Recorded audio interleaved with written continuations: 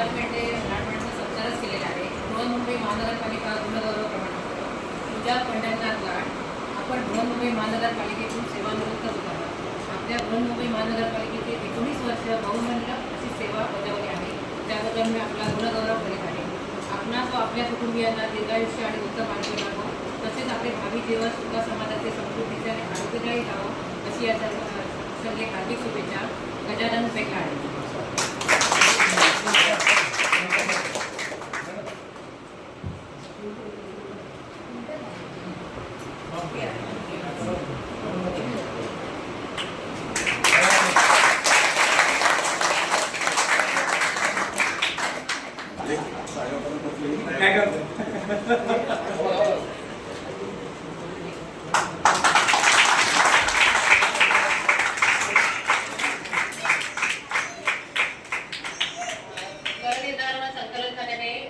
मल्हारी तुकाराम घाडगे यांचा सत्कार केलेला आहे.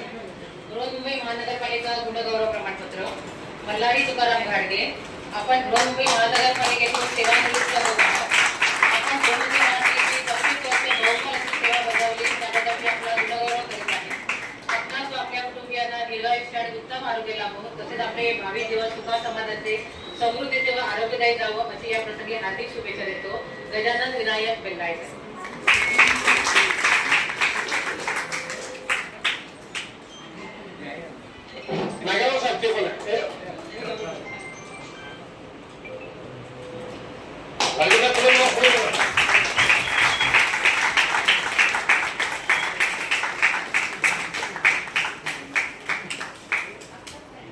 धन्यवाद मान्यवर. काय होता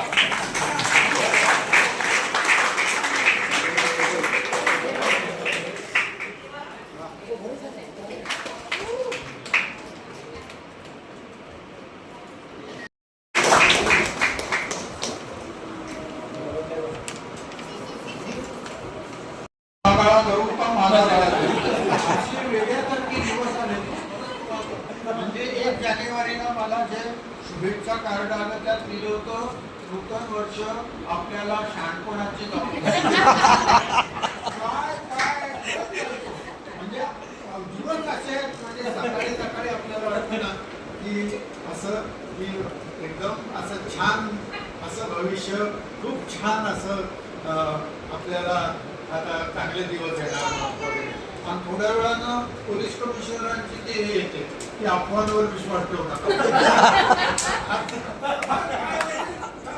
तिळगुळ देताना आमच्या इथं गेल्या वर्षी मारामारी झाली. एका गटातून दुसऱ्या गटाला तिळगुळ दे गेले, म्हणजे तिळगुळ घ्या म्हणून मला म्हणजे तिळगुळ ठेवायचा चालू पडायचं म्हणून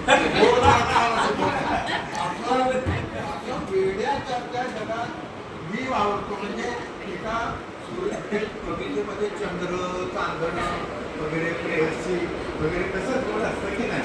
आमच्या कवितेत बायको येणं मुश्किल, तर प्रेयसी कुठून बोंबवायला येणार सगळ्या दुष्काळी प्रदेश.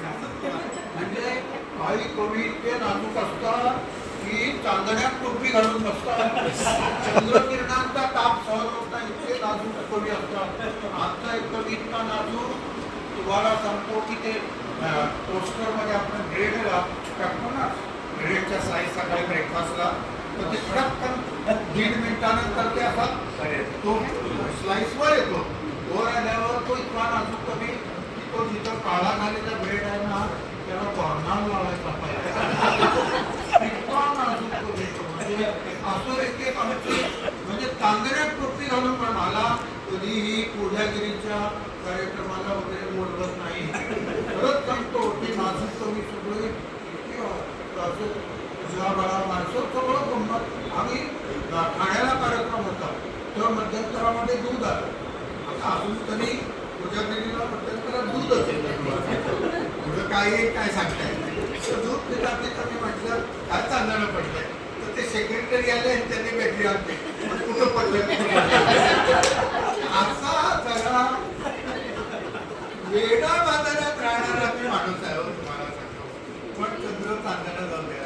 सूर्याला मी एकदा विचारलं म्हटलं कसं काय चाललंय, म्हणाला दिवस ढकलतो. सूर्यासारखा सूर्य दिवस ढकलतो म्हणायचे पाहिजे तर असं.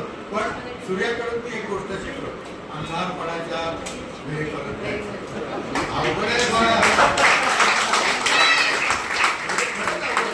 त्या हावरे बिल्डरचा एक सत्कार होता मुंबईला, तर त्याच्या सत्कारात मी बोललो फक्त हावरे बिल्डरनी जर घरं बांधली नसती तर ऑफिस सुटल्यावर लोक कुठे गेले असते कोणाला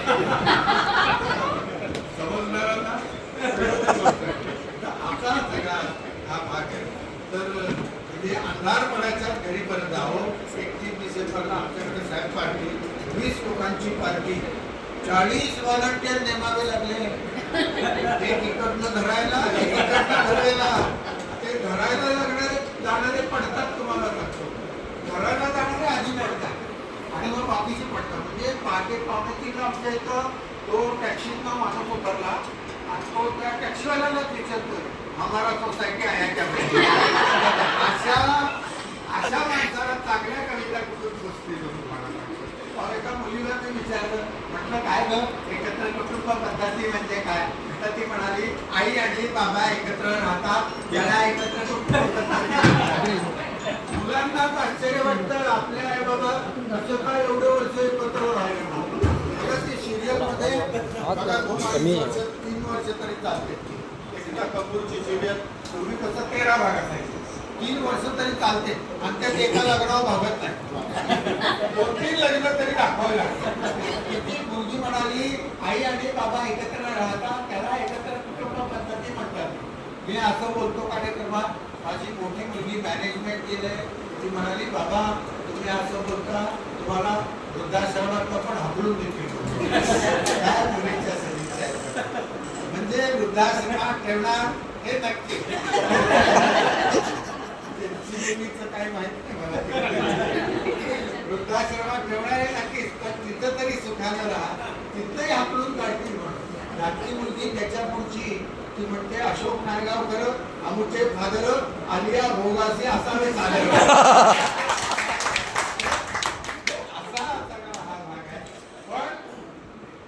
महिलांच्या गौरवपर आता माय वगैरे म्हटले, अनेक कविता लिहिलेल्या आहेत. पण आजचा दिवस हा सेवानिवृत्तीचा आहे. तर याच्यासाठी म्हणून याचे काम टोचण्यासाठी म्हणून असं काहीतरी म्हणून विशेषतः महिलांच्या गौरवपर कविता अनेक लिहिल्या जातात. मी महिलांच्या गौरवपरी अनेक कविता लिहिलेल्या आहेत. पण त्या मी नोकरीत असताना गैरसमजापोटी लिहिलेल्या कविता. मी जेव्हा रिटायर झालो म्हणजे बघा, सकाळी असं पांढरी हाफ पॅन्ट, पांढरा टी शर्ट, पांढरे सॉक्स करून सगळे लोक त्या नदी गाळ्याला बाहेर पडतात. अरे खायचं कशाला आहे? 50 उलटल्यावर तुम्हाला 1 लाडू गुलाबजाम कमी. ते सगळे जॉगिंगला बाहेर पडतात आणि असं 2 मोठं दाखवतात. आपल्याला वाटतं व्ही फॉर व्हिक्टरी, 2 मतं पडली की काय. याचा अर्थ असा, व्ही फॉर व्हॉलंटरी रिटायरमेंट. आणि ती देखील तुम्हाला सांगतो, त्याच्यावर 2 ओळी लिहिल्या होत्या.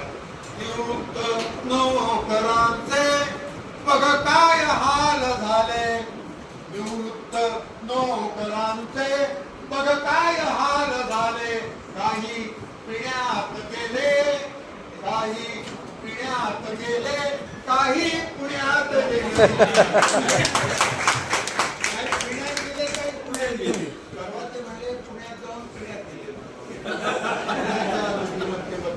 आपण मुंबई महानगरीचे प्रथम दर्जाचे मोठ्या महानगरपालिकेचे सगळे नागरिक आहात.